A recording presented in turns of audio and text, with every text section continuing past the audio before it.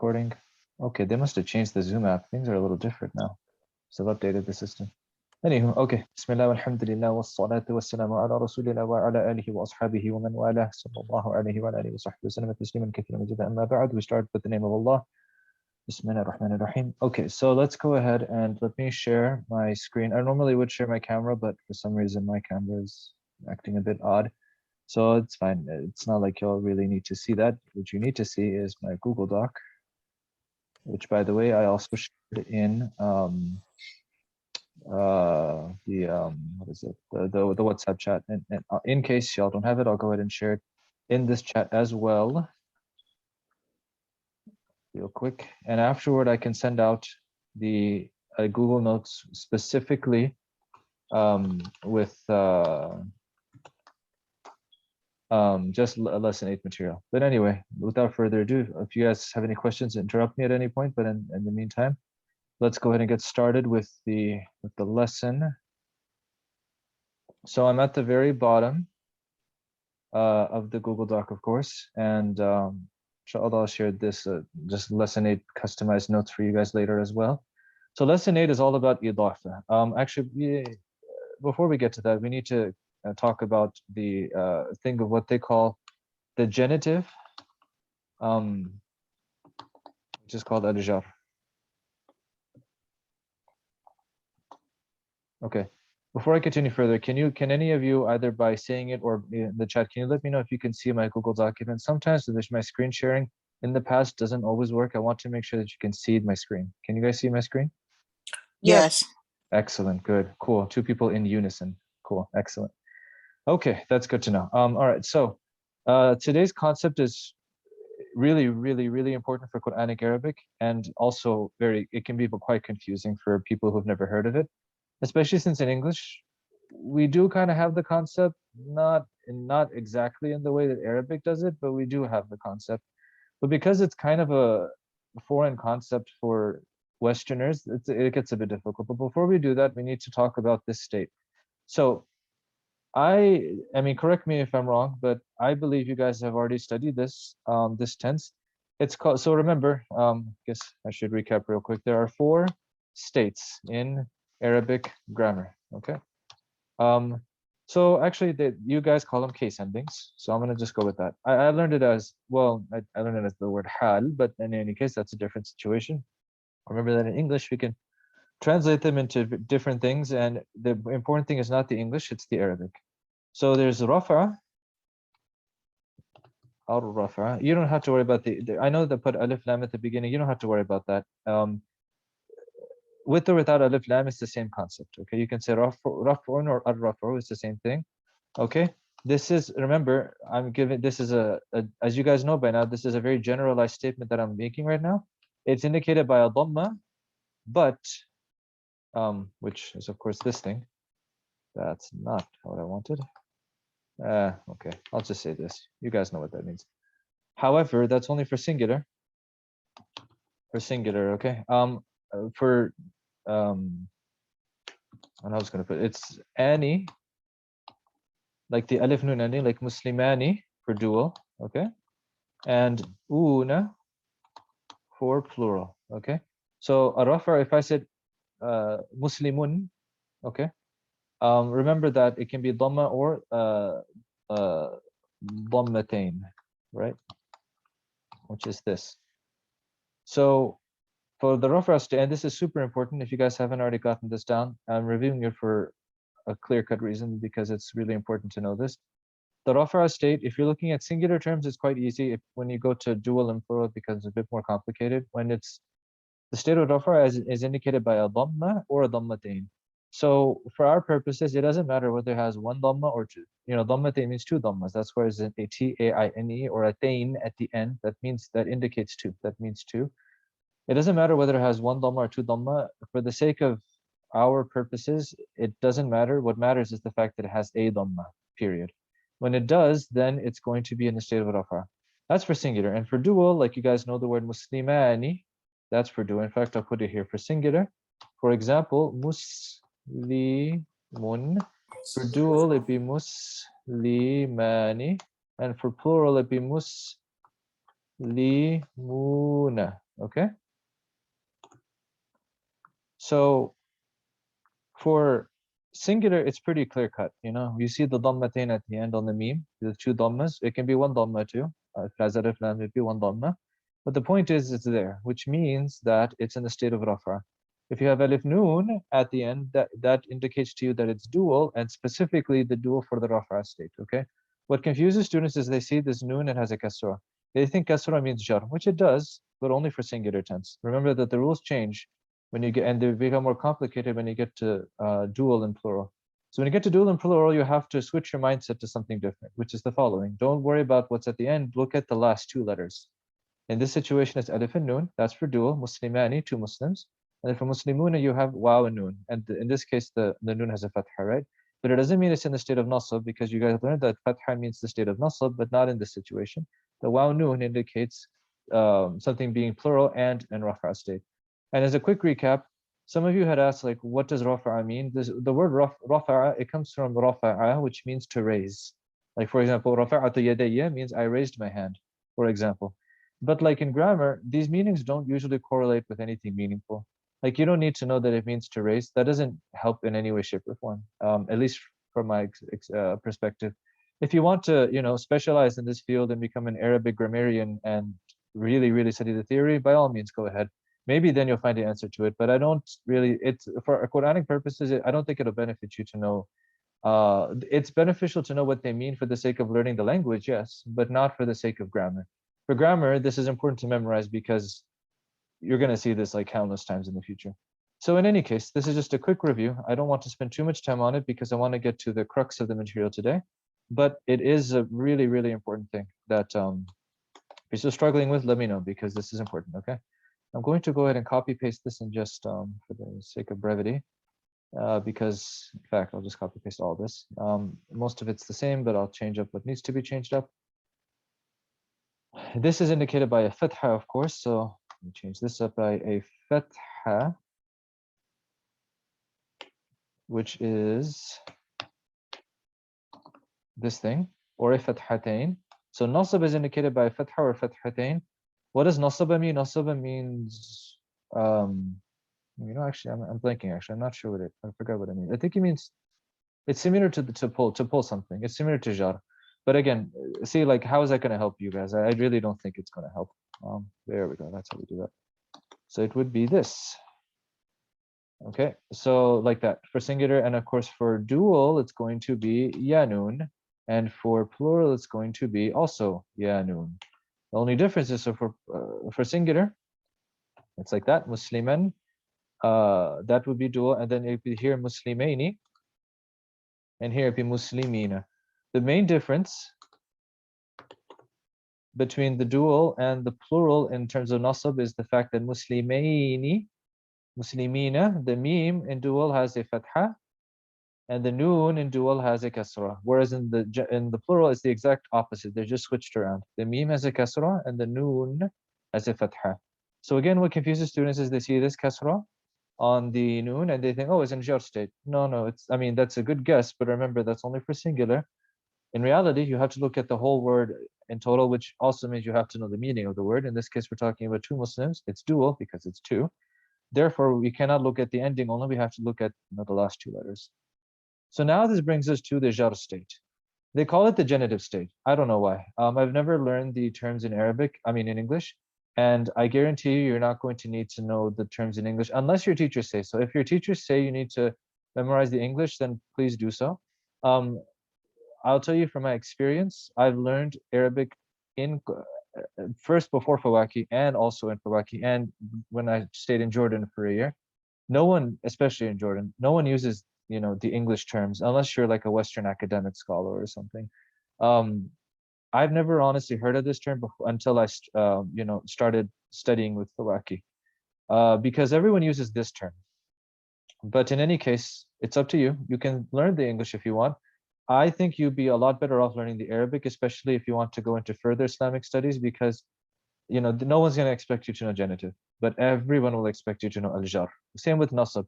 I honestly don't even, I'm sure they used it in your PowerPoints. I have no idea what the English version of nasab is and no idea what the English version of rafa is, but I know I know that what's more important is that you guys know the Arabic. So just really keep that in mind. By the way, just so you're aware, it also has a different name, also known as al-khaf. Now, do you need to know this? I don't think so, but just be aware. So why I'm saying this is that once you guys get to a higher level, there's a text called the Ajrumiyya. That text is it's like a review of, I'd say, like 80 to 90% of Arabic grammar. It's a text that most students, once they get a good handle on the grammar, they study it, because it really, it's like a classical text by a Moroccan Berber scholar, I think like in the 14th century, if I remember correctly. And it's a really good test of your skills, basically. And in fact, I know that Fawakih does offer the class, and usually they offer it to students who have completed level 4. Because at that point, you guys have got, in a level 4 students, upon completing that level, they've got a good grasp of the material of grammar. And so they study that text. And that text it's not meant to be a teaching tool, it's meant to be a review of grammar. And of course, lots of scholars have made sharh, like explanations on that text, which is meant to be a teaching text. In any case, you'll see what I mean if you ever study that text. In that text, they use the word khaf. The word jar is more common. So generally speaking, it's not something you need to know, but it's useful information. You guys know how there's like the Hanafi school, the Shafi'i school, the Hanbali school, the Maliki school, right? That's for fiqh specifically, right? And then for Aqidah, for example, there's the Ash'ari school, the Maturidi school, and then other schools as well. So just like the fiqh branch and the Aqidah branch and theology branches, they all have different schools of thought, right? Same in grammar. There might be more, but I know of 2 main schools, which are the Basran schools and the Kufi schools. I'm not going to write it down. You don't need to know this, but it's just for those who are interested. The Basran school and the Kufi school. The Kufiyin and the Basriyin. This is where they tend to differ, among other things too. If I remember correctly, yes, actually, I don't know which one's which, but I know that I think the Kufiyin, no. I think the Basriyin, the Basrans, are more common. They use the word jar. Jar is definitely the more common term. But for whatever reason, the Ibn Ajurrum, who is the author of the text of the Al-Ajrumiyya that I mentioned, uses the word khaf. So I'm just listing here. If you don't need to know this, but I'm pretty sure you don't need to know this unless your teachers use that word, but I would really doubt that they would. However, if you ever come across it, don't be confused by it. Khaf is the same thing, literally the same thing as jar. No difference. It's just an extra term added. So then the question becomes, why did they add an extra term if it's literally the same thing? I don't know. I think this is a very scholarly, lofty question. I don't know the answer to that. I just know that these 2 terms mean the same thing, and they refer to the exact same thing, and they have the same grammatical impact. So, but for your purposes, you need to know this. And I wouldn't worry about the English, just know the Arabic of al-jar. You definitely need to memorize that term. So al-jar is also quite simple. I mean, not simple, I shouldn't say that. It's things aren't so simple as they seem. But I'm going to go ahead and put it here. So it's indicated by a kasra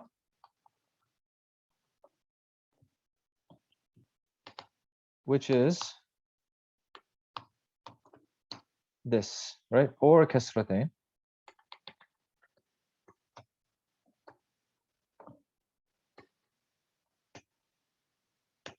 There we go. That's how we do it. Like that. For singular. So here's the thing. For dual and for plural, it's the same as the nasab state. This is why it's confusing. For the singular, it's all pretty clear cut. It's not too complicated. It's rafa is dhamma, nasab is fatha, jar is kasra for singular. The confusing part is when we get to dual and plural. For dual and plural, rafa is pretty simple. It's ani, like muslimani for dual, and una, like muslimuna for plural. However, when you get to nasab and jar, they actually are the same. Okay. This is, of course, as we said before, the differences in the singular. This is muslimin. However, muslimani and muslimina are also the case for jar. So, in other words, the dual, which is this, the ani ending, and the plural ending, which is the ina ending, are the exact same for nasab and jar, which is confusing because then how do you know? You only know by context. You guys will see what that means when you start learning about what's called the harf jar, which are the huruf jar, like the indicators of jar, and also the huruf nasab, the indicators of nasab. In other words, things that come first. that precede the verb or the noun, depending, that indicate that. So for example, if you said, this is why we say I'll just write here. This I think is really useful to know. Why do they say Bismillahi? Has anyone ever wondered why we say Bismillahi, not Bismillahu or Bismillah? The reason is because, oh, actually, okay. So I just realized this is today's lesson. I was jumping ahead of myself. Let's focus on this. Just focus on the Bismi. Bismi. Why do we say Bismi? The reason. Because of the ba. Excellent, good. Okay, I guess you guys have learned this. Okay, perfect. So this right here, right? This is what it actually is. Now, I know that the alif is deleted. I'm not sure why. I've heard different theories. I don't know why. That's why I'm not going to say anything with authority, because I don't know. I just know it is deleted. Why it's deleted, why they don't just write it like this, I'm not entirely sure why. But anyway, the point is that ba, I'm not entirely sure if you learned it, but it sounds like you guys have learned it. But in any case, ba plus the ism makes the following word have a kasra. Okay, that's an example. That's an example of this. Without a doubt, this word is in majroor state because of the fact of ba. In fact, ba indicates that it's in the state of jar. That's what I meant to say. So that's what I mean by context. It'll come. You guys will, pick that up as you go along with the material. So I hope that makes sense. This was the precursor to today's material. So let me know if you have questions. Otherwise, we will keep going. A question, like the Muslimaini and the Muslimina. Yeah. They are both for the nasab and jar, no? Correct. Yes. And that's what makes Thank it. you. But yes, they are both for the nasab and jar. And the only way to know the difference is by context. And context meaning, generally speaking, you look at either the grammatical state, like for example, if it's a direct object, or if it's a doer or something like that, or you look at what comes before. Like for example, a ba. If a ba came before, quick example here. If you, let's just say, bil muslimina. Okay. So you guys know that. Let me put the haraka here so it's clear. Not that one. There we go. Muslimina. You guys know that the ina ending like this indicates dual, right? Muslimina, not muslimaini, because muslimaini would be dual. I misspoke here. Sorry, this is plural. Muslimaini would be dual. This is muslimina. It's plural, right? So we know it's plural, but we don't know whether it's nasab or jar. But in this case, we do. Why? Because of the ba. Because of the ba. Exactly. So this ba at the beginning, when you put the ba here, you know it cannot be nasab because this ba is specifically meant for jar. So I'm just giving an example of this. I don't know to what extent you guys have learned the indicators of the states. In fact, Fawakih might even have a different term than what I just said. They might have a different term for it. I'm talking about a term in English. Huruf jar is what everyone says for these things. That's the Arabic. But in any case, I don't want to spend too much time on that. I just want to give you guys context into what I'm talking about. I feel like you guys will cover that pretty soon. That's a pretty important central concept to learn eventually. So any other questions before we jump into the material for today? Okay, well, that sounds good. I have a question. Yes, absolutely. You said 4 case ending, but I got a lots of nasab and jar. What was the fourth? I think I missed something. Did I say? Oh, I did say 4. Yeah. So okay. Yes. Okay.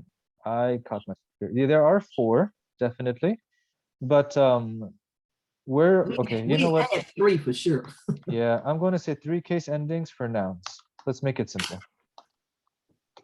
There is another one, but I don't want to introduce it because the other one is called jazm, and it's only used for verbs. You guys haven't learned it. That's why. You guys have, and I don't want to confuse you guys. There are a total of 4 and no more than 4. So there's 4 total case endings. There's one more. It's called, excuse me, it's called, I'll just put it down, not that you need to know it. Actually, I'm not going to put it down because I don't want you guys to get confused. Whoever looks at my notes later, I just don't want them to be confused. There are 4 case endings. The 4th one is called jazm. But jazm only applies to verbs. It never applies to isms or harf. Actually, no state ever applies to the huruf, to the harf. In any case, these three apply to nouns. Now, verbs also, rafa applies to verbs as well. Nasab applies to verbs. Jar does not apply to verbs. You'll learn that eventually, but jazm does. But because jazm is like, you could say like an exception. If you guys see the sukoon on a verb, the sukoon is the state of jazm. Okay, so that's the fourth one. The sukoon is a state of jazm. However, I don't want to introduce it because I'm pretty sure it will just confuse people, and I don't want that because, I mean, if you're interested further, I don't mind sharing the information, but it'll just confuse you guys further. Right now, I just want to focus on, building it step by step, shay'an fa shay'an, as they say in Arabic. So there's 3 case endings for nouns specifically. If you eventually you guys will learn there's actually a fourth one, but that's only for verbs. So, right. Any other questions? Okay.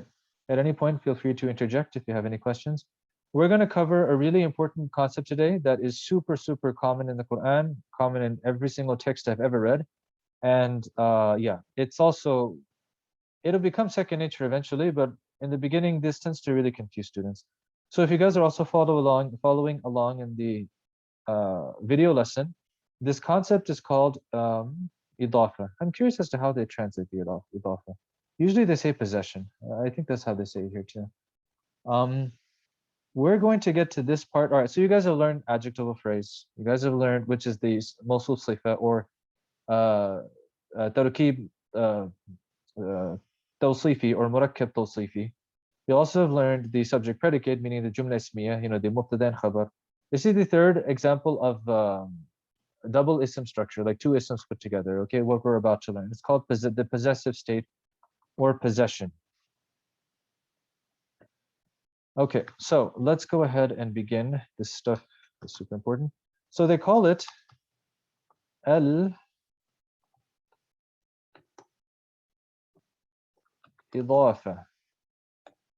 Don't worry about the ending.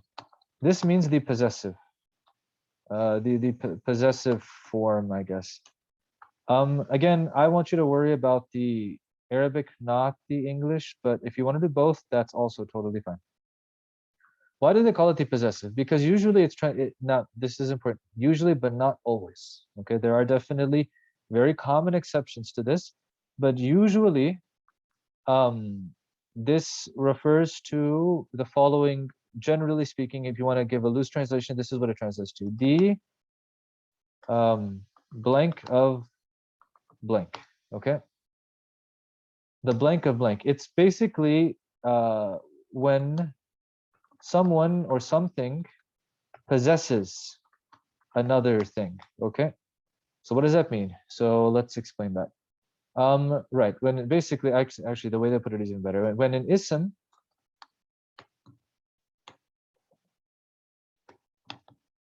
I prefer the Arabic, when an ism belongs to another ism. Okay, so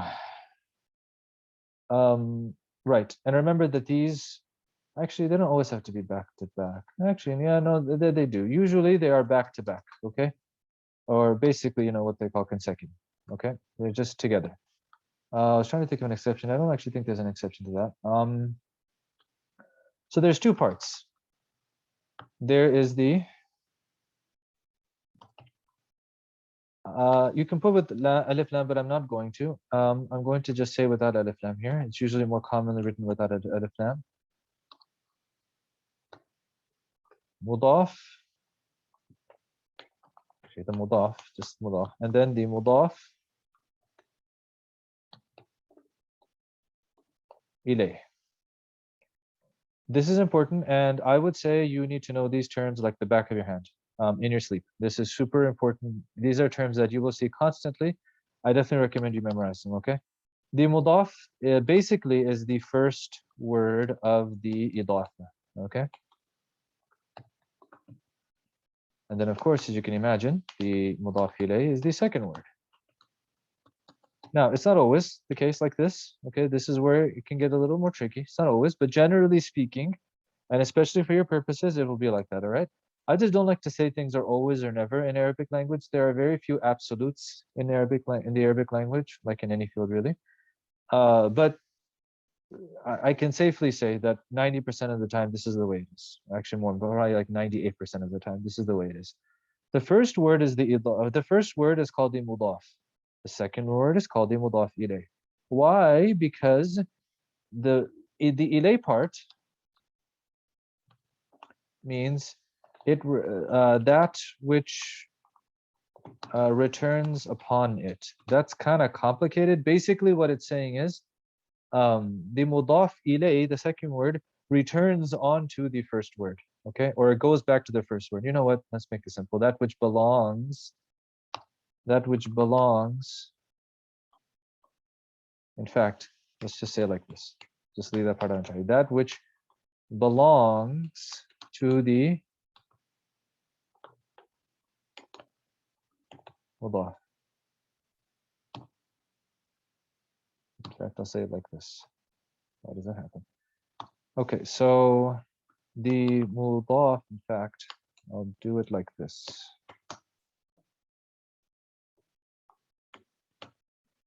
The mudaf ilay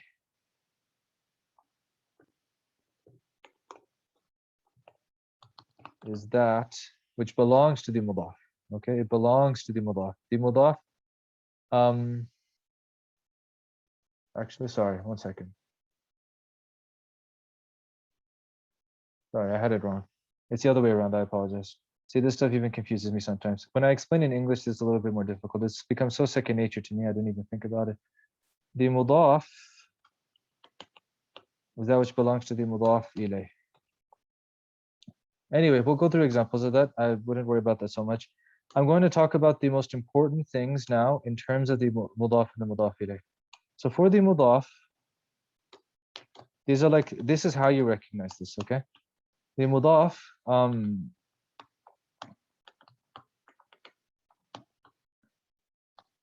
does not have alif lam or tanween, okay, which this is going to be this. I never really understand why that doesn't work. Okay, there we go. Like the, you know, this, and this, right? That's tanween. It does not have alif lam or tanween. However, I will tell you, this is not that common, but there are exceptions to this. It can have alif lam. I have seen it, but it's not common. Especially for your purposes, you'll probably never see it. It is still a thing, but it's not very common. But just be aware that generally speaking, 95% of the time, the mudaf does not have alif lam or tanween. This is really important to know because this is how you're going to be able to distinguish it between this and like an adjectival phrase or a nominal sentence. This is one of the main crucial key and integral things that will help you to distinguish between a possessive form as opposed to like an adjectival phrase or a nominal sentence, the mawsuf sifa or the jumla ismiya. So it does not have alif lam or tanween. Okay, that's important. It can be, the mudaf can be in any case ending. This is also important. You'll see the mudaf ilayh is not like that. The mudaf ilayh can only be in a jar state. But the mudaf can be in any case ending period. It just depends on the grammar of it. Okay. If you guys remember that the default ending is the state of rafa, right? Default case ending is the state of rafa. What that means is if you have no reason to suspect that it is anything else, like for example, if the word comes by itself, or if the structure comes by itself, if it's more than one word, it's going to be rafa because there's nothing that would indicate otherwise, right? There's no ba before it, for example, or it's not like the direct object or something. In those situations, that's what I mean by the default. The default meaning that there's nothing that would indicate that there's nothing preceding or coming after that would indicate otherwise. So it's in the default state. So basically, if you see a mudaf by itself is going to be in the default state. So for example, if you have a mudaf that's singular in the state of rafa, you guys know that a singular word in the state of rafa will have a dhamma. But we'll get to that when we get to examples. I just want to give some basics right now. So as we said here, the first ism cannot have meaning the mudaf cannot have tanween or alif lam. Okay, but that being said, so you guys remember how we said that alif lam indicates the definiteness, right? Here is a good example of an exception to that. But it is still and always definite. Okay. This is confusing because it doesn't have alif lam, but it is definite. Okay. The reason, what I'll do is when we get to an example, I'll explain to you why that is, or at least the theory that I've heard. Let me put it like that. Everyone agrees that it's not definite. Now, there are differing theories as to why that's the case. Sometimes there's not always an answer to why in grammar. The how is clear, this is how it is, but the why isn't always clear. In any case, I have heard one theory, which I'll share at that point. When we get to an example, it'll make more sense with examples, but just know for our purposes that this is super important to know. It is always definite, okay? Even though it doesn't have alif lam, all right? Because it's kind of like with the names. You guys know the name Zayd, or the name Muhammad, or the country Misr, which is Egypt, or my name, Fahd, right? All of those things don't take alif lam, but that doesn't mean they're not definite. They're all definite because of the inherent nature of the word. In other words, they're all proper nouns. Names of cities, countries, and people are all proper nouns. Some of them do have alif lam, like Al-Hassan and Al-Hussein, they have to have alif lam. That's different. But other ones don't have alif lam, but they're still definite. It's kind of like that here too. In this situation, the mudaf is going to be definite by inherent nature of it. And I'll explain what that means pretty soon. Just know for now, the mudaf has to be definite, okay? Okay, right. Again, it could be any case ending as I just discussed. And this will become clear when we actually give examples. Now, the mudaf ilayh, it works differently. Remember that the mudaf ilayh is the second word. In fact, I'll put it up here as well so you guys understand. This is the first word of the idafa.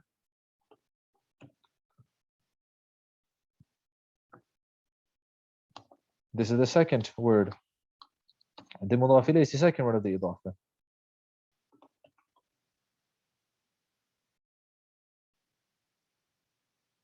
Okay. Now that being said, the key distinction that you definitely need to know is that the mudaf ilayh, which is the second ism, it can have tanween or alif lam, but it must always be in the state of jar. So let's talk about that.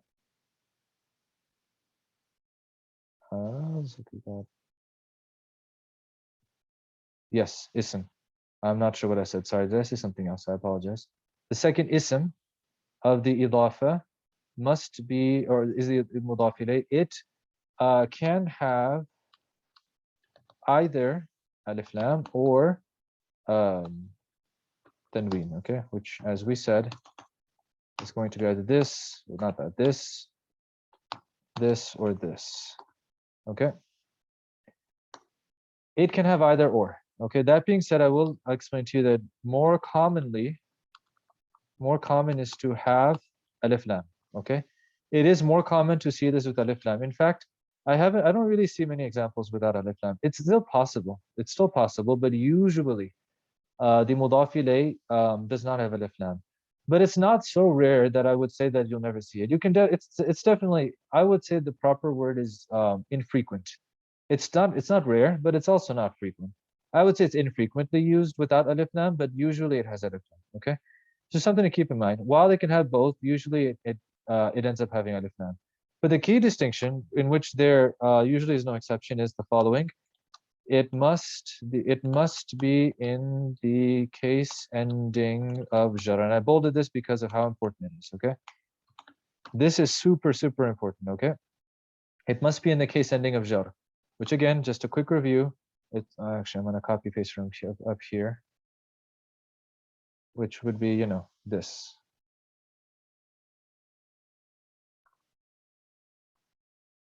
Indicated by kasra or kasratain for singular, aini for dual, and then ina for plural, okay? It must be in this ending of jar. This is what it means to be mudaf ilayh, and this is how we can help. This is really important to know because this is how we can determine whether we're looking at an adjectival phrase or an idafa, or whether we're looking at a nominal sentence or an idafa. And you'll see what I mean. Because in this situation, the mudaf can be any state. It can be any case ending. It could be rafa, it could be nasab, or it could be jar, depending on its grammatical state in the sentence, and if anything comes before or after, or in this case before, right? Whereas the mudaf ilayh must be in the state of jar. Okay, so in other words, for singular words, it must have a kasra. For dual, it has the aini. For plural, it has the ina ending. It must be like that. And there are some exceptions, which we're not going to go into right now. But again, like I said, there's no absolutes in Arabic. There's always some exception somewhere out there. Just know that 99% of the time, this is the case, right? So because it always is in the state of jar, and because the mudaf can be in any state, that means they can be in two different states, which usually is the case. So, I mean, if I'll put this down soon, but if I give the example, like, for example, Baytu Rajuli, the house of the man, Bayt is Baytu. That's Rafa state. But then Baytu Rajuli, that's that last one has kasra, which because it's the mudaf ilayh, it's in the state of jar. They're in two different states. This is key because you guys remember, we'll talk about this one, the adjectival phrase, in fact, I write it down as well. So basically, the mudaf and mudaf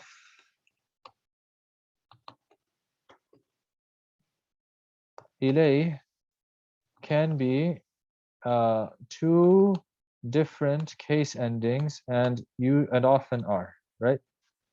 And this is important because this is how it is different from an adjectival phrase in which both words must agree in case ending, right? They have to agree in adjectival phrase. The gender, right? The gender ending, number and definiteness. For an adjectival phrase, the mawsuf and the sifa, meaning the thing that is described in the descriptor itself, must be in the same case ending.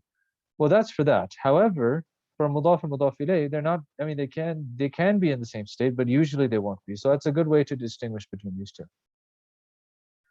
So just know that the mudaf ilayh must be in the jar state, and these are just like the conceptual things behind this.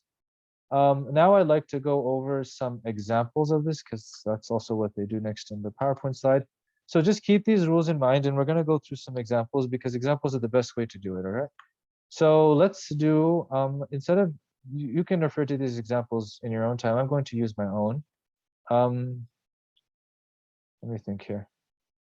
Right. I'm going to try to think of examples that you probably have heard of.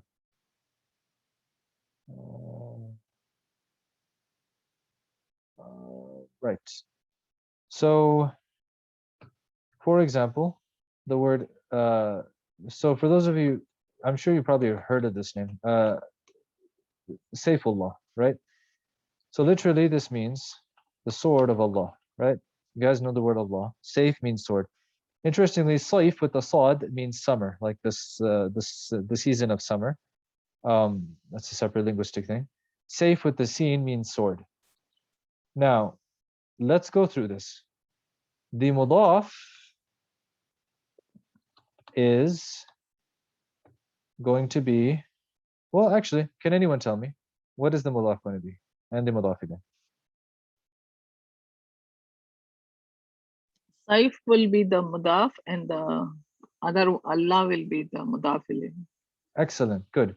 And Sarah, you said sword. Sword is which one, Sarah? Sword will be the self. Yeah. Yes. The mudaf. Excellent. Very good. Mudaf, yeah, mudaf. Excellent. Very good. Yes. So sword is going to be the mudaf.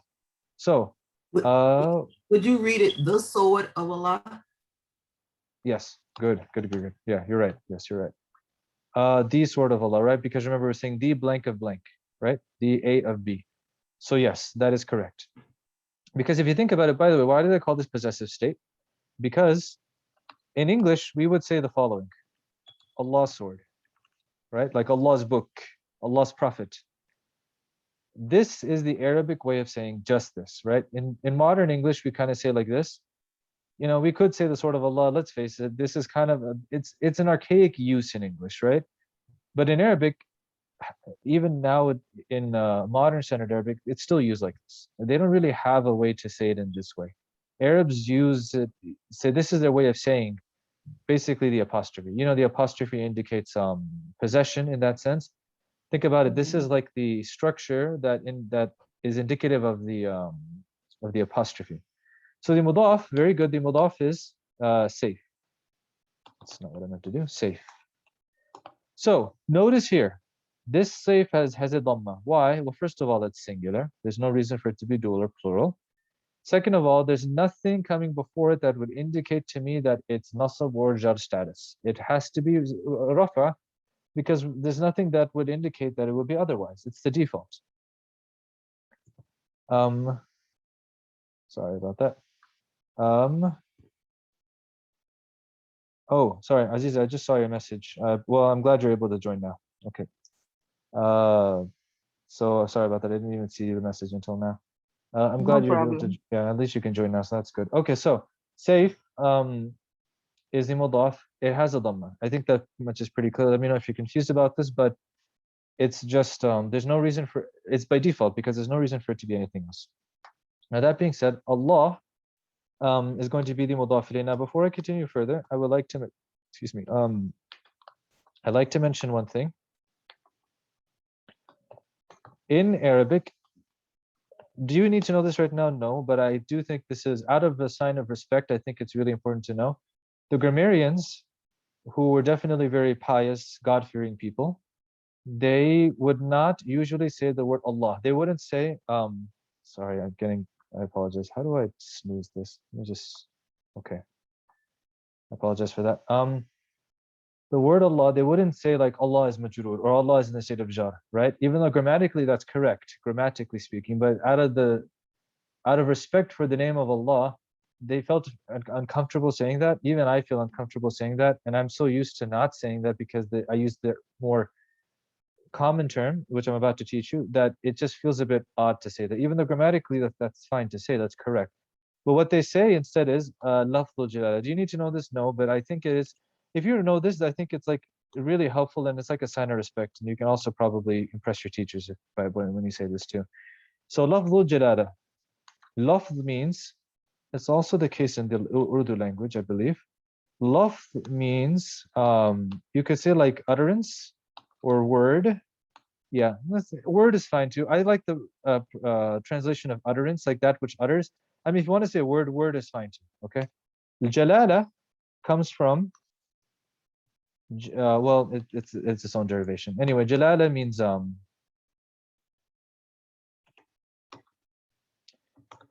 how do I translate this? The magnificent, the magnificent. Actually, no, the magnificence. Okay, so literally, it's saying utterance or word, whichever you fancy, of the magnificent.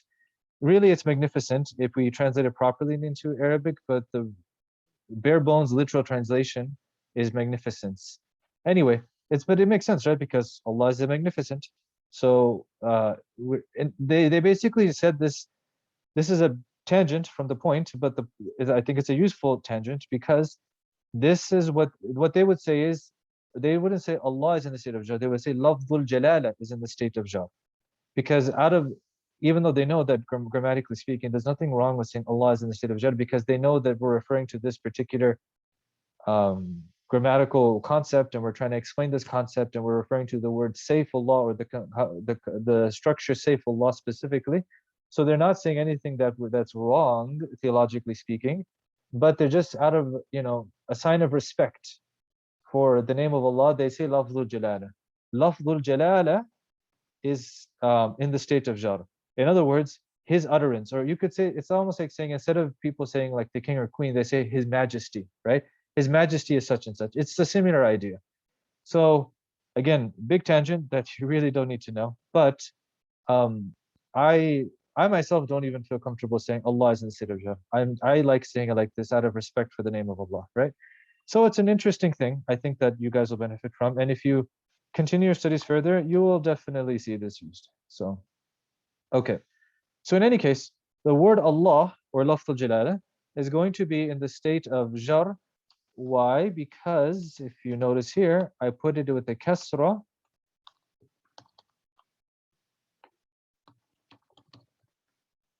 Which is important because it has to be, okay? It cannot be anything else. That's why there's a kasra at the end, okay? Bismillahi is a bit of a different thing we'll get to later. It's like it is idafa, but It's a bit more complicated with the addition of the ba at the beginning. That's why I had to really think about this. But in any case, this is an example of it. You will see countless examples of this in the Quran. Okay, not necessarily just with the word Allah or lafz al-jalala, but like lots of other different kinds too. Okay. Also, let me give another example of. In fact, I'm going to go with the another example in here specifically. Okay, I don't really come to it. In any case, I'll just use it here. So this is a kind of a similar example, a little bit different though. Let's say we said qalamu rajulin. Okay, so can anyone, in fact, I would like to hear from someone new this time. Anyone else can speak or type in the chat box. Can anyone tell me which of these is the mudaf and which is the mudaf ilayh, and please explain why.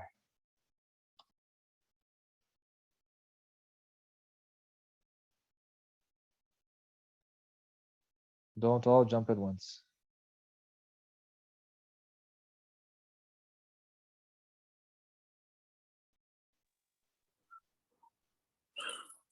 Julene is the mudaf alayh. You mean rajulin? Yes. Rajulin, yes. Good. And why is that? Because of the tanween. Yes, but there's a bigger reason. Which kind of tanween? Kasra tanween. Exactly. Good. Kasratain, right? They call it kasratain. Good. Excellent. Exactly. This is it because it is in, which means it's in the state of jar. Okay. Very good. So therefore, qalam then is going to be by default then the mudaf, right? Because it's the first word anyway. Remember, the mudaf is usually the first word, okay? And it is here is in the state of raf'a. Remember, it doesn't have to be, but it can. It usually is, but it doesn't always have to be. So what does this mean? This means, actually, can anyone tell me what this means? And anyone can say it, whoever wants to.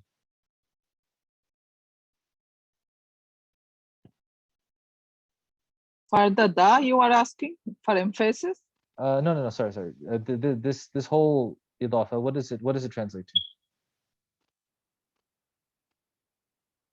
to? This pain, no, this is main pain of the main, or what?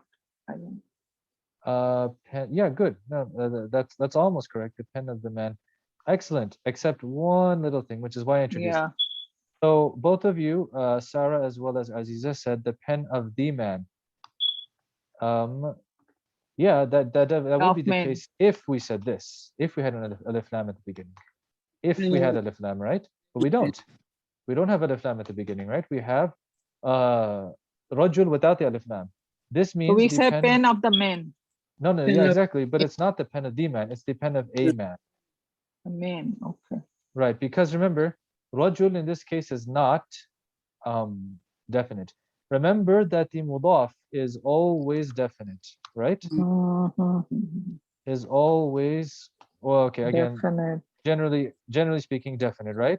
That's why we say the pen, because the pen is going to be definite. However, man, meaning rajul, meaning the mudaf ilayh, can or cannot be definite, because it can have alif lam or it might not have alif lam. In this case, it doesn't. Because it doesn't, I say the pen of a man, meaning this is the pen of some random man out there. Okay, that's what that means. Instead of, because remember, the word the, in other words, definiteness indicates specificity. When you say the, whatever it ends up being, or whoever it refers to, the pen, the masjid, the book, the prophet, etc., that means specificity. You're referring to someone specific or something specific.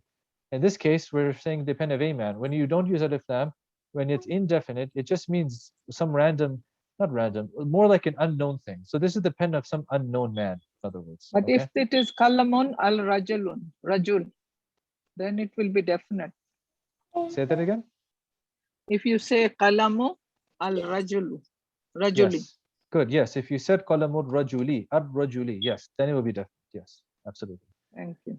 Yes, but the important point is just that the mudaf ilayh can have alif lam or it might not have alif lam, just depends. All right, because this is like that because no alif lam on the mudaf.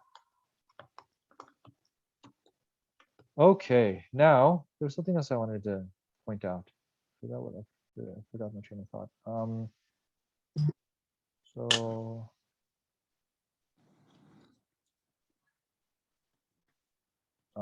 it'll come to me later. Let's just keep going then. Okay, so you guys can look at the YouTube video for the rest of the examples. There's lots of examples we could go through. Oh yes, that's what I wanted. I remember now. Okay. Can you guys give me some feedback? Have you guys learned the huruf al-jar? Does that sound familiar to you guys?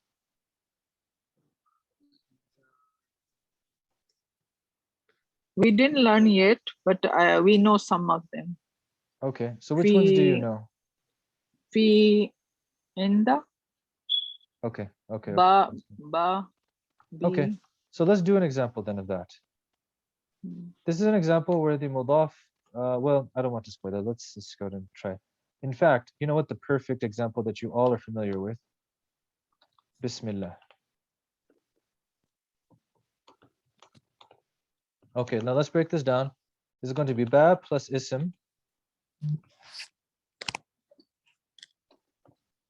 Like that.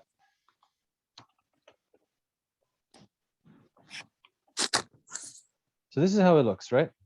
Again, I don't know why they delete the alif after the ba in this. There are varying theories, I'm sure, but I personally am not entirely sure why. But in any case, this is definitely how it is. So the ism is definitely the mudaf. However, it is in the state of jar. Does anyone know why? Because of ba. Excellent, good. Oh, I should probably put that here as well. Because of the ba preceding it. Okay. The mudaf ilay, of course, as you can imagine now, is going to be Allah or yani lafzul jalal, right? So, the mudaf ilay is yani the word Allah, yani lafzul jalal. That's why it has a kasra at the end. Now, the reason why I wanted to point this one out is because if you notice here, Bismillah, this is an example of the ism, meaning this one right here, the mudaf, is not in a state of rafa. Why? Because remember, the state of rafa is the default. The default, by definition, is that which has no reason for it to be anything else. Meaning, it has no reason for it to be in the state of rafa or in the state of nasab or in the state of jar, if there's nothing preceding it. However, in this situation, there is something preceding it, right? We have a ba. So it's not in the default anymore because of the fact that we put in a ba there. The ba, which you guys will more formally learn the other examples of this, okay? Like fi does the same thing, okay? That's why we say fi sabilillahi, right? Because of the fi. The fi makes the following word have kasra. Anyway, the ba, this is the reason why this mudaf is going to be in the state of jar with the kasra because it's singular. Okay, it's not in the state of rafa because it's not by default like that. So but that's why we say the mudaf can be in any state. They give me the rafa state, the nasb state, and the jar state. And here's a clear example, a common example that we all know about. So this is a very common example in sorry, I just lost my train of thought. 1 second. Yes, okay. This is a common example in which the mudaf is not going to be in the state of rafa. This is what I meant, that the mudaf ilay, without exception, is always in the state of jar. I can't say without exception, but generally speaking, it's always in the state of jar, right? In this case, the word Allah or lafzul jalala, we cannot say bismillah or bismillah. Okay, we have to say bismillahi with the kasra. That's for the mudaf ilayh. The mudaf, on the other hand, can be any state. Usually it's rafa because usually it's not preceded by anything. But if it is preceded by something, in this case the ba, it's going to be in the state of kasr. It's going to have a kasr. It's going to be in the state of jar. I hope this makes sense. Please interrupt me if I lost you guys. If anyone has any questions, okay? But I thought this example is important because this is an example of where the mudaf is not in the state of rafa. So, okay, interject if you have any questions, but I will keep moving on, and please stop me if you have any questions.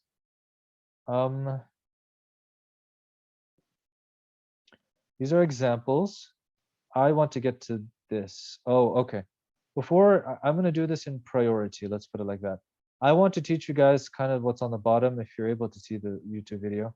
They call this, and I actually, you know, I'll be honest, before I came to Fawakih, I've never heard of this term.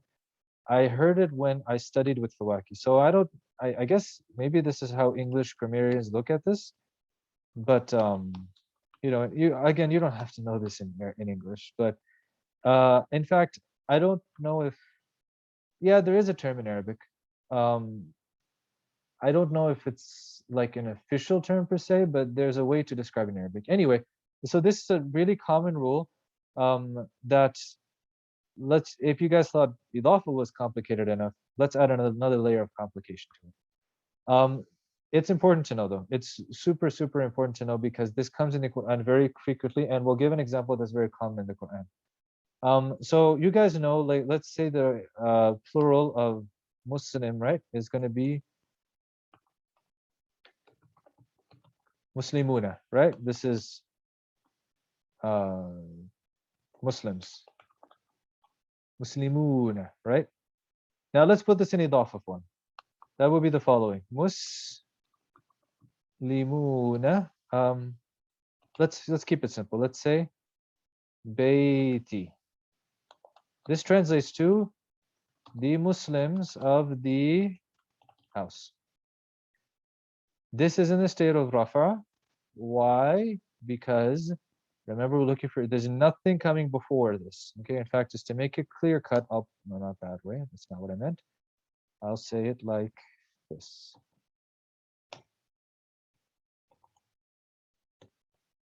Okay, that's what it means. So there's nothing coming before the Muslimuna. Therefore, it must be in the state of rafa. There's no other reason for it not to be. It's by default. That's why we add una. Remember not to get confused with the fatha on the noon, because that fatha doesn't mean it's in the state of nasab. Remember, we're not looking at a singular word, we're looking at a plural word. For plural, we look at the waw noon. The waw noon is what tells us that this is in the state of rafa, muslimun. And al-bayt, we know, is the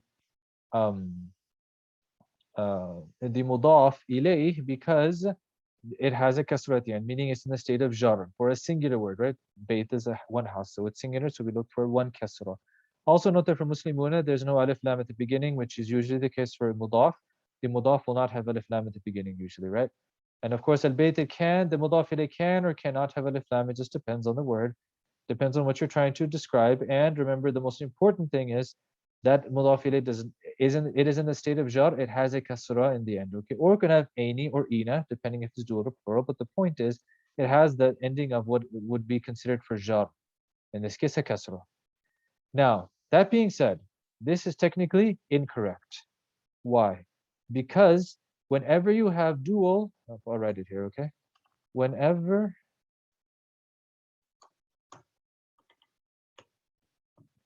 you have dual, so for example, Muslimani, two Muslims, or plural, Muslimuna,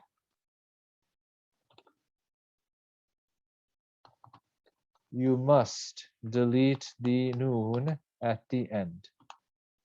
There is not an exception that I've ever seen to this. You have to delete the noon at the end.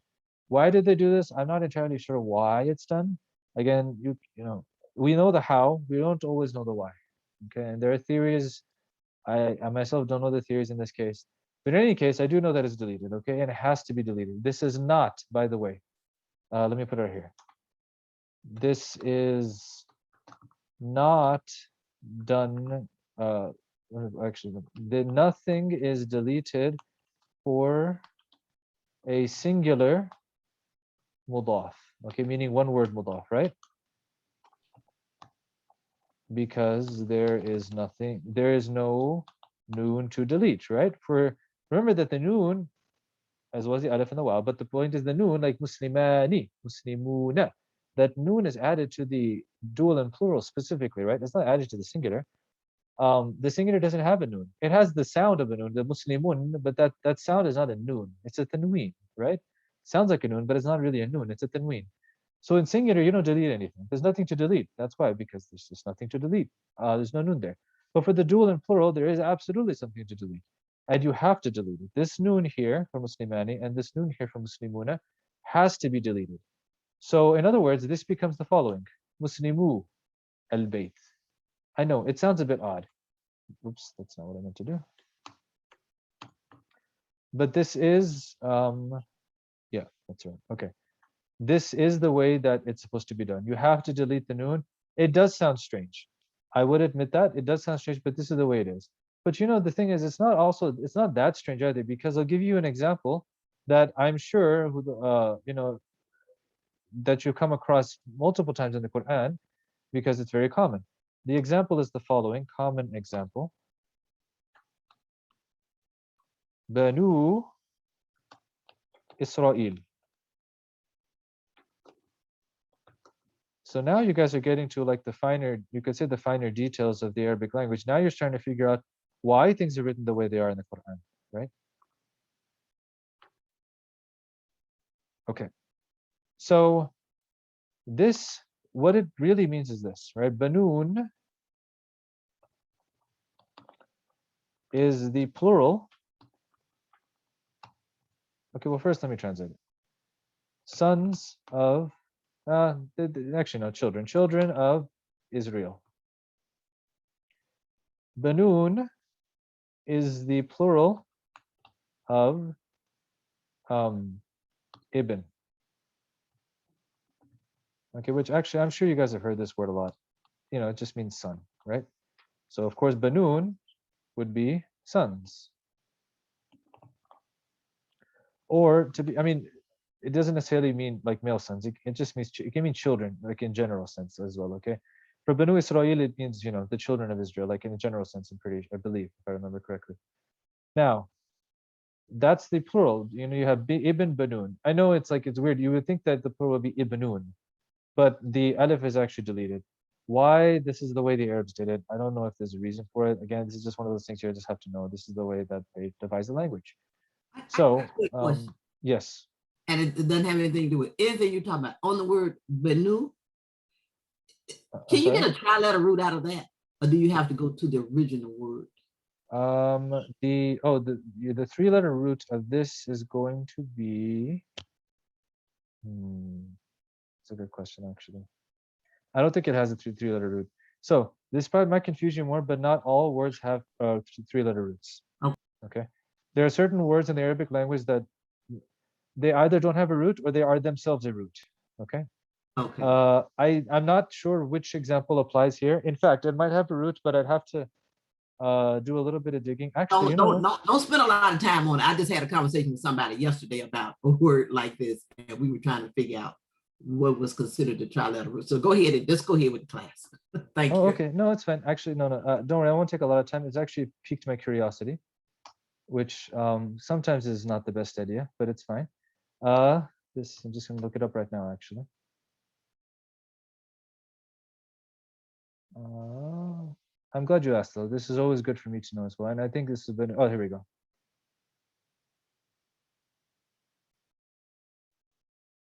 No, that's Ebbena. That's form 2. That's a different thing entirely. Okay. Bin. Okay, I have to see bin. All right, 2 seconds.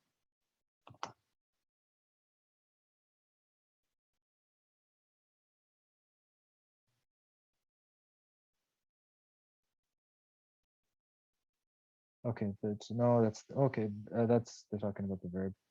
Son, inhabitant. Born. Okay, that's not explaining. Okay, never Just mind. give it to me later. Okay, that's fine. I also that'll take a bit of time to research. So, in any case, yeah, I'm not entirely sure. This might be one of those words that doesn't have a root. Not all words have roots. But in any case, I'm not entirely sure on that one. Yes. So the point though in this situation is that Banun means sons, Israel means Israel, and in this case you have to delete the nun. You cannot say Banuna Israel because it's in plural state, so you have to delete the nun. Now, the thing about Isra'ila, it actually has a fatha at the end. This is, I don't want you to worry about this that much, but it's an exception, okay? It's what's called mamnu' min as-sarf. In other words, that word is an exception to the rule because of the form that it is. So it doesn't actually take kasra, which confuses people because they're like, okay, wait a second, Israel should take a kasra because it's mudaf ilayh. It doesn't in this case. I'm only presenting the example because it fits with this situation. Remember that the Arabic language, the deeper you go, the more complicated it gets, right? Grammar can be quite a headache. It can make some people's minds implode. And that's happened to me a few times, not literally, but figuratively speaking. But in any case, this is okay. So this is just an example of it. Don't worry about the Israel part. Just know that, in fact, I'm going to take this out because I don't want it to confuse people. Just understand that this is why they say Banu Israel, because it's technically Banuna Israel, but you have to delete the noon because of the fact of it's in an idafa form. By the way, this deleting of the noon happens in idafa. It doesn't happen by itself. So in other words, if you said there is no deletion of noon for an adjective of phrase, okay? So for example, if you said banoon,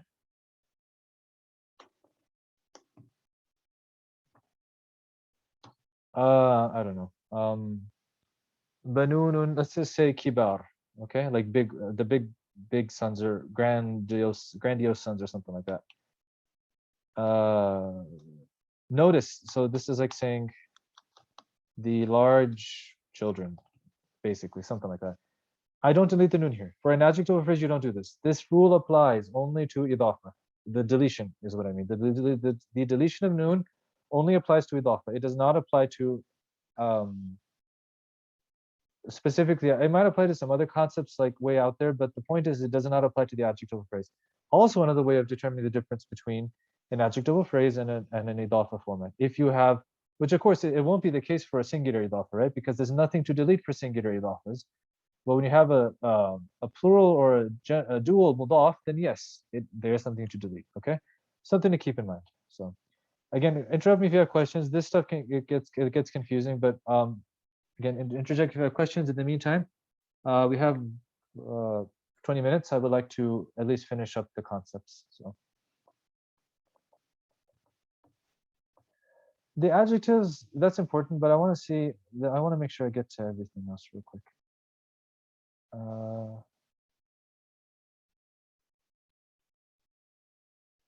Oh yes. Oh, by the way, at the bottom there, I probably should mention this.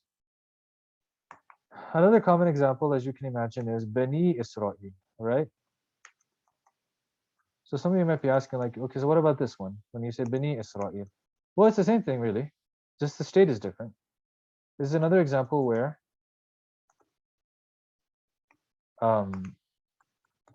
it's also children of Israel. This is another example where the mudaf is not in the state of rafa. Okay, so for example, if we said min, not like that. Min bani. Okay, so for those of you who don't know, min makes it, excuse me, it's like the same as the fi and the ba. It makes the following word into the state of jar.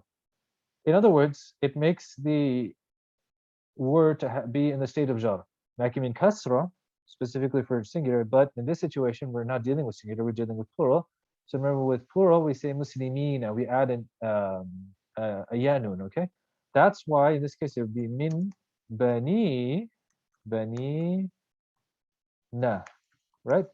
Banina Isra'ila.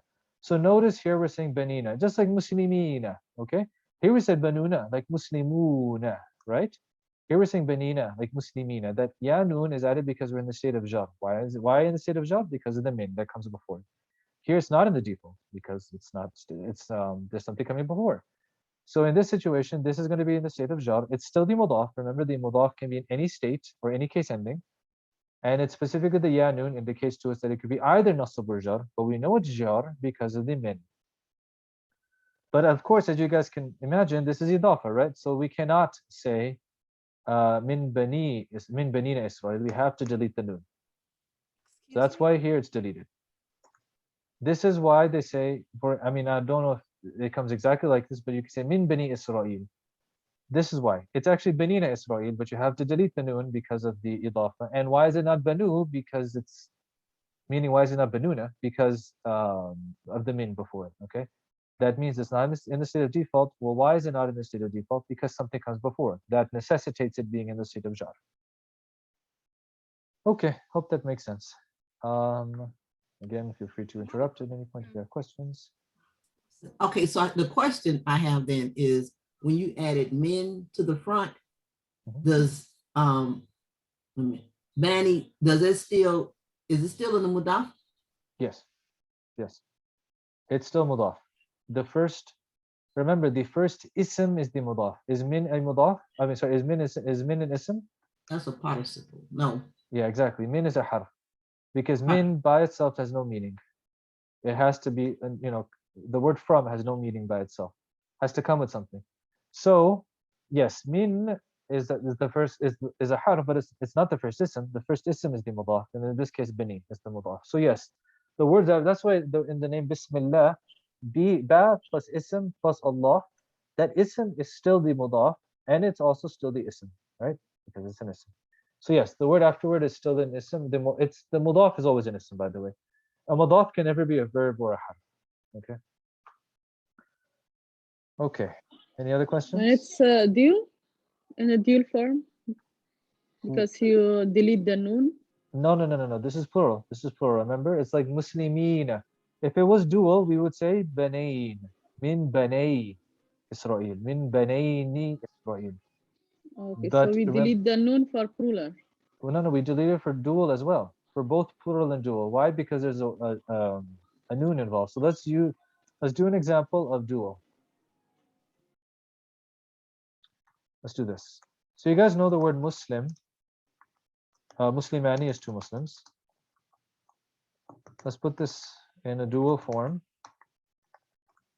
Muslimani al-bayti. The house of the two Muslims. Now, here we have to delete. So even with the dual, we have to delete the noon. The thing is, basically, why do we delete the noon? Because the noon exists. When the noon exists, we have to delete it. If it doesn't exist, there's no need to delete it because there is no noon there to begin with. That's why in the singular tense, when we say muslimun, musliman, muslimin, even though it sounds like there's no noon because it's just a tanween. There we don't delete the noon because there is no noon to be deleted. But for dual and plural, we definitely delete the noon because there is a noon. Even for dual, there's a noon. So this rule applies to both dual and plural.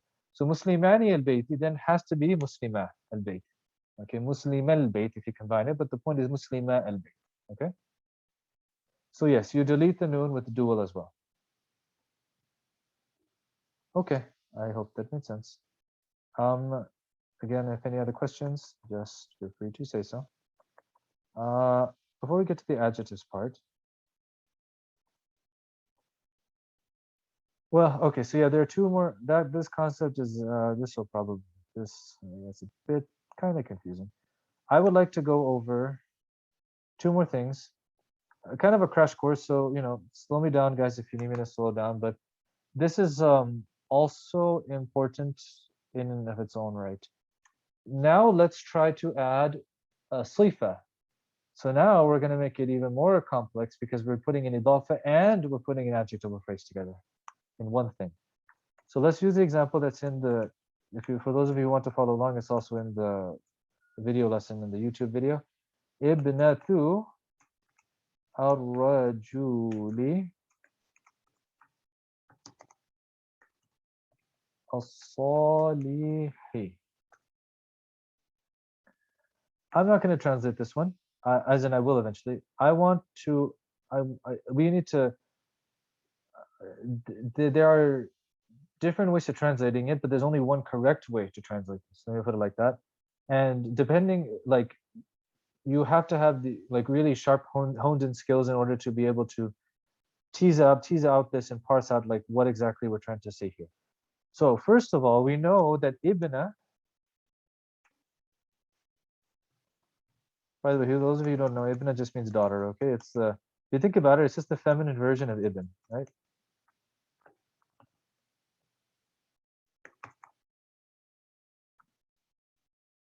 No worries, Sarah. You're welcome. I'm always happy to help. I'll send out the Google document version of this, meaning just lesson 8, to your Sunday and Wednesday respective level 1A groups so that you have access to it. So, yeah, all right, sounds good.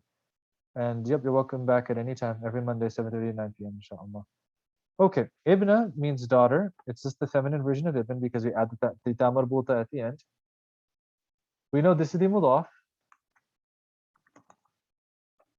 Okay, remember it's the mudaf. Number 1 does not have an alif lam usually, and it's the first ism, which is this one. The ibn is the first ism, so it's the mudaf. Okay, now rajul. Rajul is also not also. It is the mudaf ilay. Why? Because remember, it's not about the alif lam because it could technically not have alif lam. It would still be idafa, right? But it does in this situation. It's about the kasra at the end. We're talking about one rajul. Rajul means man. We're talking about one rajul. So therefore, we know that it has to have a kasra in the state of jar because it's a singular word. So because it has kasra, we know it's in mudaf ilayh. Okay, because in the state of jar. Okay. Now, that part is clear. In fact, if we just had only that, it would translate to the following: the daughter of the man. And let me go ahead and write it out for you here. Oops, that's not what I meant to do.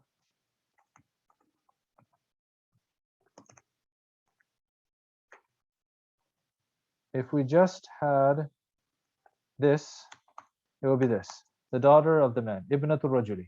Okay, I think that much is clear. Now let's add an adjective to it. When we add the next word salih, salih means righteous. It's also a name, but the name means righteous. This is now used to describe either the mudaf or the mudaf ilayh. So salih. Now how did I automatically know that this is a sifa? It's just going to take practice. Sometimes a lot of these things are kind of like it's like an art. I mean, it's a science too, but oftentimes it's an art too. It just takes practice getting used to recognizing this. Salih is it means righteous and is a sifa, okay, which just means adjective. Now, in this situation, how do I put this? So this is a sifa. Now, we don't know, as of right now, we need to decide whether it's the sifa, whether it's an adjective for rajul or ibna. That's the $1 million question here. This could be an adjective for the man or for the daughter. And we need to figure out which one. Because time is limited, I'll go ahead and I just want to make sure we get through this. I will Is it a rajulu of the man? good. The Now other why, righteous man? yes, and why is that? It makes more sense, first of all, but it describes the type of person who the daughter of, to me. The adjective Yeah, Salih describes the man.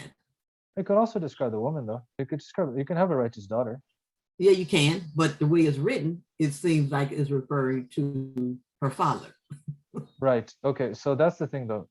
That's because you're using, correct me if I'm wrong. I could be misunderstanding it, and I hope I'm not, but I think you're seeing it from the lens of an English grammarian. In English grammar, yes, that's kind of how it works. But in Arabic, this word could be used for ibn as well. The key is, remember, gender. Alif lam. Not, oh no, that's a good, not just alif lam. Yeah, that's actually a really good point. I'm glad you brought that up. That's a common misconception. It's not the alif lam actually. In fact, I'm going to talk about that. Sorry? They have two different case endings.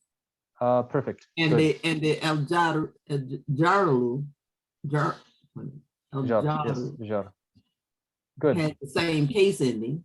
Very good. And This is also an the adjectival. If you make it an adjective as a part of adjectival phrase included with a mudaf ilayhi, they both have kasra as a exactly. case ending. Good. That's one reason. And also the other reason is that they are both masculine. So good. Now, that's a good point. But before, okay, so let's explain like that. Let's go step by step. The first step is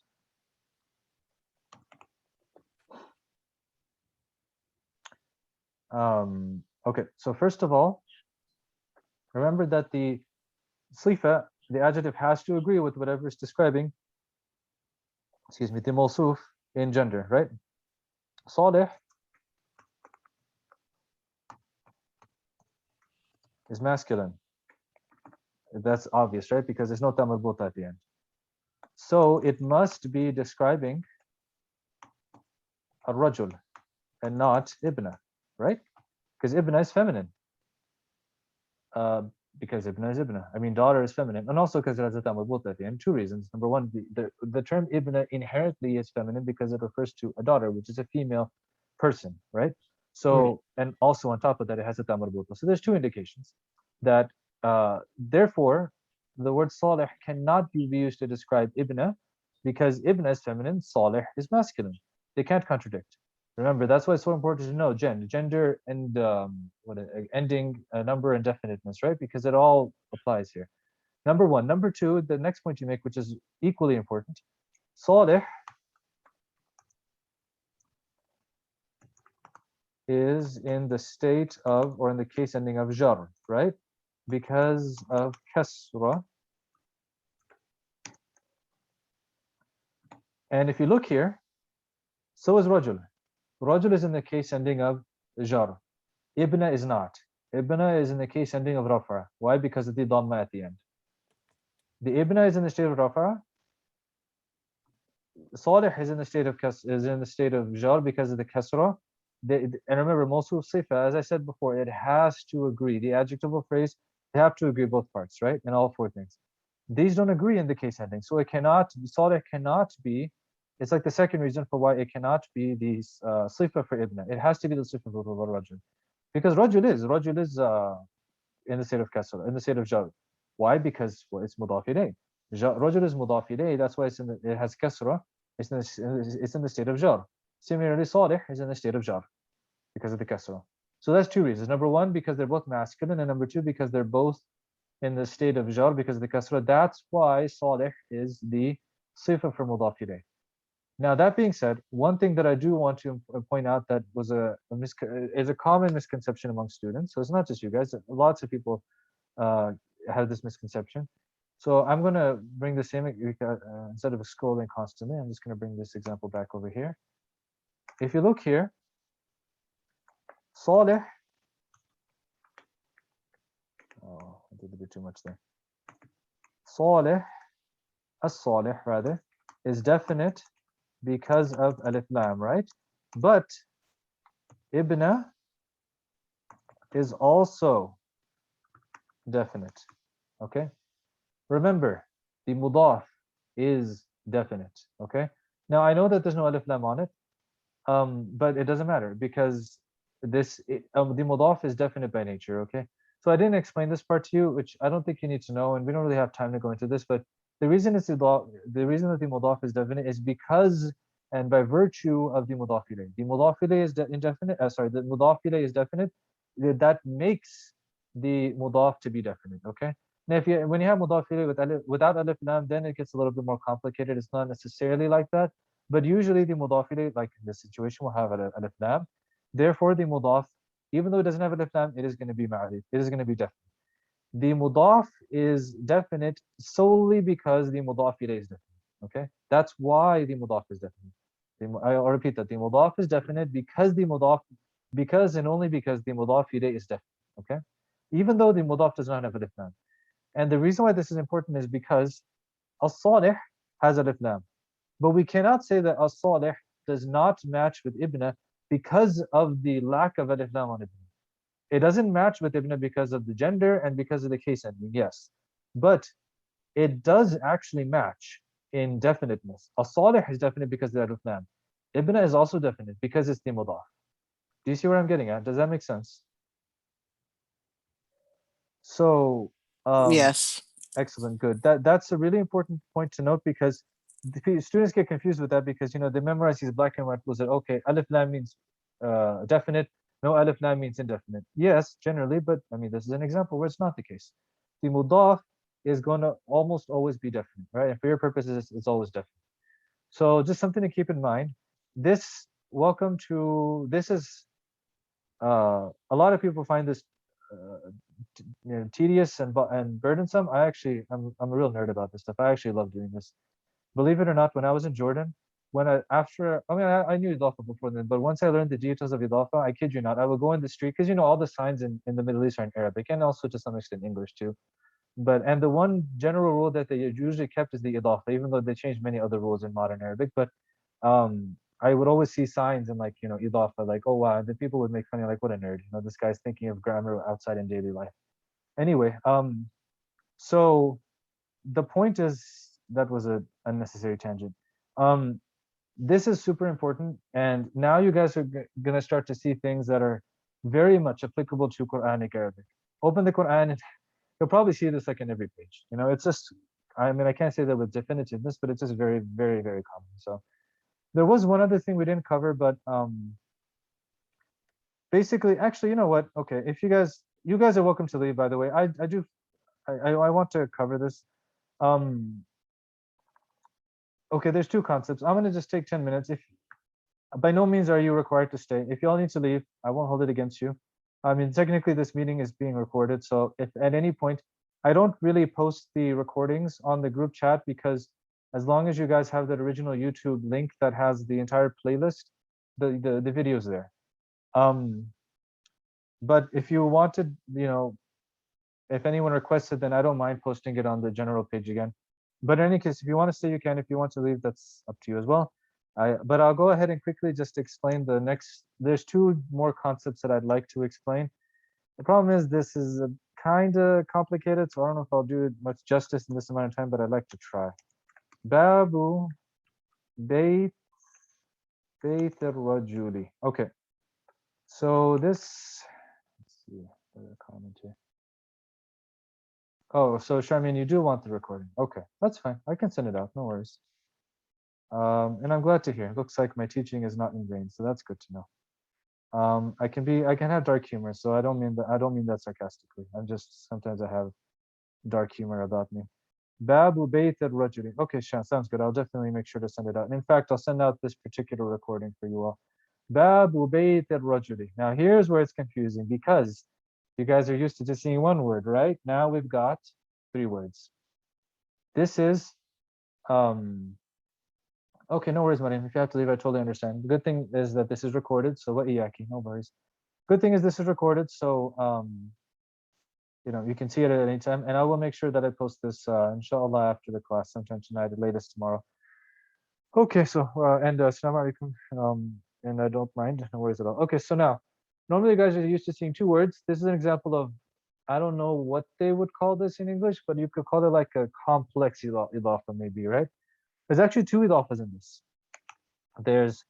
And also, yes, this is common. In the Quran, I'm sure there are examples of it. I'd have to think about it, but I can't think of any off the top of my head, but I'm pretty sure there are examples of this. Don't quote me on it, but I'm pretty sure there are examples of this in the Quran. So, Babul, I know there's no alif lam in the example, but I'm just saying this for the sake of pointing it out. The first idafa is Babul Bayti. The second idafa is Bayt. Baytur Rajuli. So this literally means the door of the house of the man. Okay? Which in another way of saying is basically the man's house's door. Okay? Yes, this is kind of complicated. But it's basically 2 idafas put together. So we have to treat it like that. Now, if you guys look at the just to make sure you guys can see this, if you look at this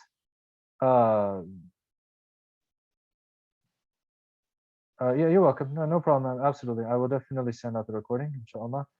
No problem at all. Take care. in this situation, if you guys can see the lecture site, so if you go to that website, fawakih.org/1A8 or something like that, I shared it in the office hour session. Go to this page. You can also scroll beforehand where there's no like there's no annotation to it, but this is, I'm not entirely sure how to do this, but in fact later on I might make it like this, but this is a better way to look at it. Okay, so if you guys get a chance, for the sake of time I won't be able to do it right now, but this is a good way of visualizing it in terms of the video lesson itself. Okay, no worries, Aziz, I understand. I'm about to end in 5 minutes anyway, no worries. The recording is available for those who wish to look at this part as well. So Babul Baiti is the first part. We know Bab is in the state of Rafa because it's the mudaf, it's the first one. Al-Bayti, even though there's no alif lam, I understand in this example there's no alif lam, which we'll get to. But for now, it would normally have alif lam, and it has a kasra at the end, so we know that it's in the state of jar, it's the mudaf ilayh. Okay? This itself means the door of the house. Okay? Now, Baytul Rajuli, which of course just by the house of the man, in this situation is actually Baytir Rajuli, which we'll talk about. But the point is this is a kasra, therefore it's another mudaf ilayh. Now, this is the way it works. This, actually, 1 second. Mudaf, yes, that's right. Okay. This bab, the word bab is mudaf. That much is clear, I think. The word bayt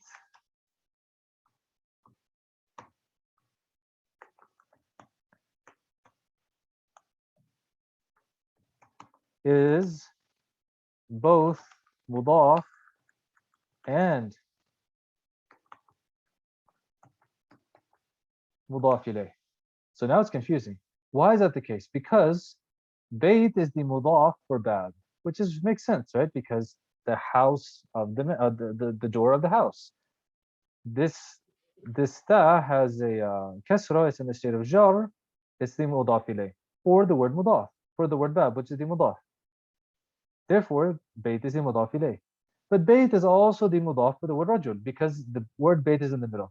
Any word in the middle of an idafa construction like this is going to be both. It's going to be the mudaf and the mudaf ilayh. Okay, because it makes sense. It's in the middle. That's kind of the whole point. Okay, rajul, bayt is the mudaf of rajul because it's the house of the man, and rajul is just the mudaf ilayh, right? Because it's at the end. And then rajul, it's just the mudaf ilayh. So that's really the concept of it. The biggest thing to note is that you guys know how the mudaf ilayh may or may not have alif lam, right? But in this situation, remember that bab, the mudaf usually does not have alif lam, right? We just defined that. Even though the mudaf is definite, it doesn't have alif lam, right? That's why bab doesn't have alif lam. That's also why bayt doesn't have alif lam. Bayt will not have alif lam because even though it's the mudaf ilayh, it's also the mudaf. Because it's also the mudaf, because it's the mudaf for the rajul. Even though bayt is the mudaf ilayh for the bab, bayt itself is the mudaf ilayh, is the mudaf for rajul. Therefore, bayt cannot have alif lam. You cannot say babul bayt al-rajuli. Okay, you cannot. It's babu bayt al-rajuli. So I was afraid that, yeah, this, due to restriction of time, it's kind of difficult to give this full justice and explanation. But that's basically the concept. For those of you remaining, do you have any questions on that, or did I just lose you all? I'm lost. All right. Well, I understand that. Let's this will have to be, we'll have to reconvene on that, because this is a concept that's, how about this? Let me put it like this. This is going to be, I'm going to label this here additional material. Do not worry about it, okay? If I want you to worry, the most important stuff is everything that came before. Meaning you have one word, and sorry, you have two words, mudaf, mudaf ilayh. And of course you add, if you're able to understand the concept of attaching an adjective to it all, even better, okay? But this is when you have what we could call quote unquote complex idafa. Okay, now don't worry about it then. I don't think it's something that we need to worry about, okay? The last thing that I'll go ahead and quickly mention, and again, if you don't understand it, it's okay, it's additional material. You've learned about attached pronouns. Okay, I don't have time to go through them all, but I'm just going to give an example. Attached pronouns always come in the form of an idafa. This is the confusing part. So welcome to even more confusion. So for example, if I said kitabuhu, I think you guys have learned some of the basics of this. Kitabuhu, this means his book, right? Because it's kitab plus who, right? This is in the form of idafa. This is idafa, okay? In other words, the mudaf is kitab, which makes sense because kitab has a dhamma and it doesn't have alif lam. However, the mudaf, this is the confusing part, the mudaf ilay is that attached pronoun of ha.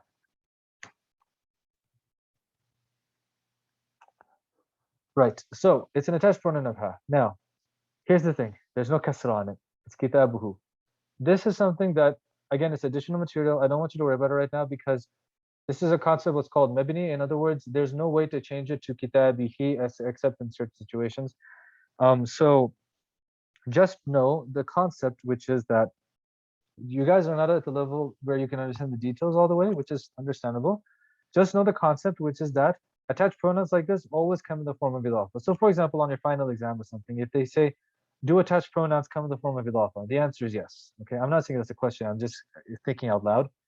Kitabuhu, it comes in the form of idafa because if you think about it, this is possession, right? His book, you're saying it's his book. This book belongs to him. He is possessing the book, okay? So in that sense, it's an idafa. And everyone agrees that whenever you add any attached pronoun, like kitabuna, our book, kitabi, my book, it's always in that is always in this form of idafa, okay? So I understand, guys, that the last 2 points probably flew above your heads. I understand there's a lot of material. So what I want you to do is, I always like to make things clear cut. Do not worry as much about the following as much. It is basically optional. If you can understand it, great. If not, it's okay. Remember, if you want to succeed in Arabic or really any language or any field, the key is what they say, shay'an fa shay'an in Arabic, meaning little by little. If you go too much, you'll drown, right? And then you will come out with nothing, which defeats the purpose. Take it little by little. So don't worry about that. We're all ambitious students. We want to, get 100%. I don't recommend that. Just focus. I was expecting this stuff to be complicated and confusing. Just focus on everything beforehand. If you can understand before the sifa part, that would be great. And if you can understand the sifa, that's an extra bonus. But at the very least, understand the concept, meaning up to here. Before this part, I would say it's crucial to know everything up above, onward to the beginning of lesson 8 is crucial to know. And I mean, if your teachers want you to know the rest, then they have a right to ask that. If they do, then of course you have to know the rest. I'm not entirely sure what your teachers require. I really don't know, but from my experience, this stuff is more complicated. And even if your teachers require the other stuff, if you're not ready for it, don't push yourself to a point that you can't, because it's not worth it to like push yourself and then you get like 10% out of it. Better to get 80% of the material out of it. So I'm still not comprehending how I would identify. Sorry, what do you mean? Or Hafsa? I have a question as well. Yeah, well, I guess let me, so as Hafsa is typing your question, identify that ibnatun is definite. Okay. Yeah, let me answer that. Ibna is definite. So I know this, there's no logical reason. The reason is simply because it's the mudaf. The mudaf is definite because the mudaf ilayh is definite. So you understand why the mudaf ilayh is definite, right? Because of the alif lam.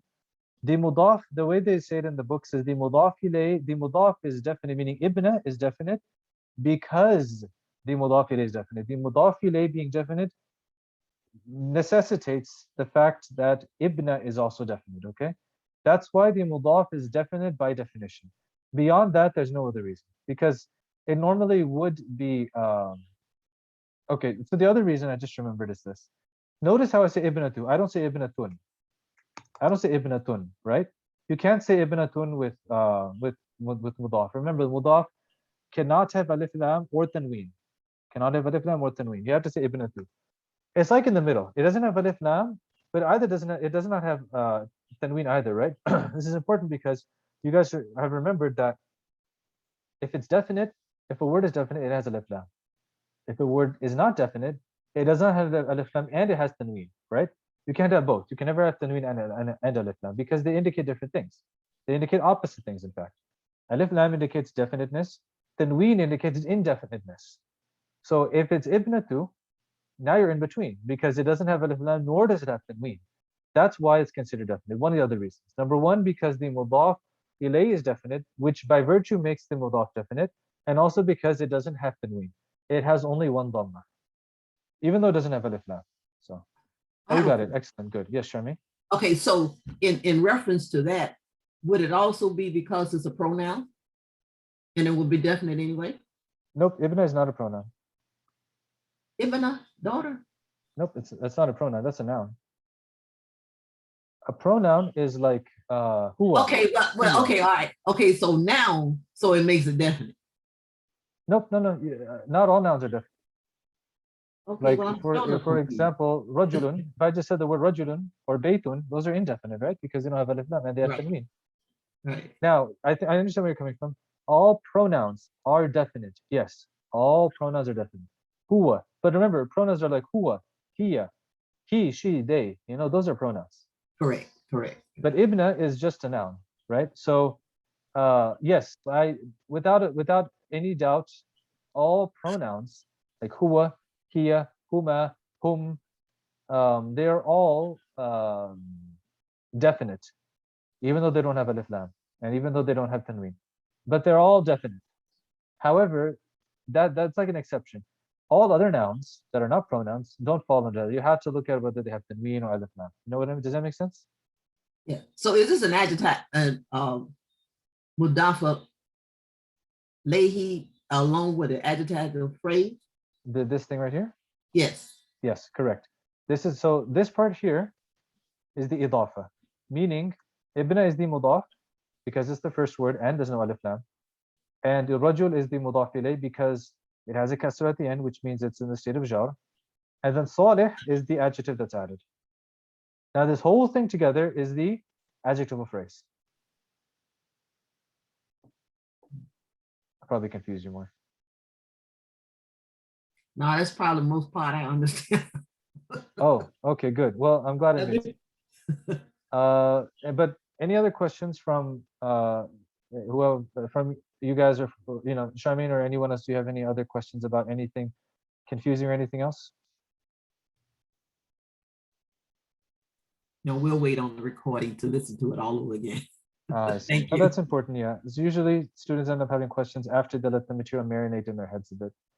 I know from personal experience that's always what happened to me. I'd be like, oh, that makes perfect sense, and then I go back in my notes. I'm like, this makes no sense.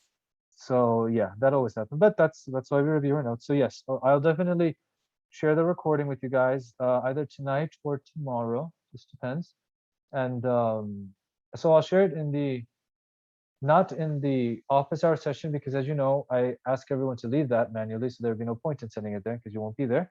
But I'll send the Google document, meaning not the whole thing. I've actually learned that it's easier for you guys if I just send it lesson by lesson. So I'll make a separate document with the same information, and I'll try tonight to add that extra infographic that the video has, because this is the additional info, Charmaine, so you don't have to worry about it. But for those who are interested in getting to the more complicated part, I'll add an infographic if I can figure out how to do that, so that for those who it might help with. And I'll send out the Google Doc specifically for lesson 8, as well as the recording for lesson 8 as well. And that's all you guys want, right? Am I missing anything? Okay, I guess that's all. And I'll put it here just to remind myself. So lesson 8 Google Doc. and lesson 8 recording. Okay, I misspelled that, but I know what I'm saying. So, okay.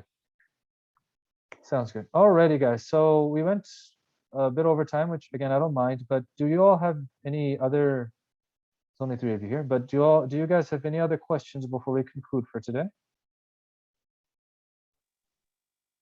No, I don't.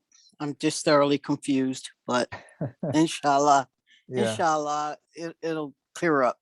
Yes, inshallah. Oh, that reminds me, by the way. For those of you who remember that I got a message from my supervisor today about self-paced option. He said he wanted to talk to me. Today has been a bit of a weird day. I've had more stress than usual, and also I'm like not sleeping much. So I haven't, and I had to get ready for today's class. I haven't had time today, but I'm hoping to meet with him tomorrow. I plan to get to you guys some kind of verdict on self-paced option. I have a feeling it won't be possible until next semester, but I don't know that for sure. My supervisor has come up with some pretty good ideas in the past, so he might have a feasible option for you for those who are still interested in transitioning from the main group to the self-paced group. But in any case, I'm going to talk to him and I'll get back to you on that. So yeah, pretty soon, I hope. So. Right. Yeah, I could. I try to avoid medication, but yes, I should drink some tea. It's fine. It's just, you know, life is life. I am not just an Arabic teacher. I'm also a, you know, full-time worker, and just got a lot of other, you know how life is. No one ever has a simple life. But alhamdulillah, Allah, I'm thankful to Allah every day. Allah blessed me with the Arabic language, which is more than I deserve. So Alhamdulillah. yeah, alhamdulillah, it's a huge blessing. And honestly, I would much rather take all of the complications of life and still have this blessing that Allah has given me. So, thank you, Shermaine. I really appreciate the dua. Barakallahu fiki. Okay, everyone. If you don't have, I mean, if you have questions, stay around. If you don't, you're welcome to get going, and I will make sure to get the Google Doc and the recording to you all. So. Alrighty. Again, if you have any questions, just stay back. Otherwise, assalamu alaikum. Thank you so much. Walhamdulillah rabbil alameen. Wassalatu wassalamu ala rasulina nabiyikum wa ala alihi wa sahbihi ajma'in. Amma ba'd. Wa iyaki. No problem, Hafsa. Glad you could join today.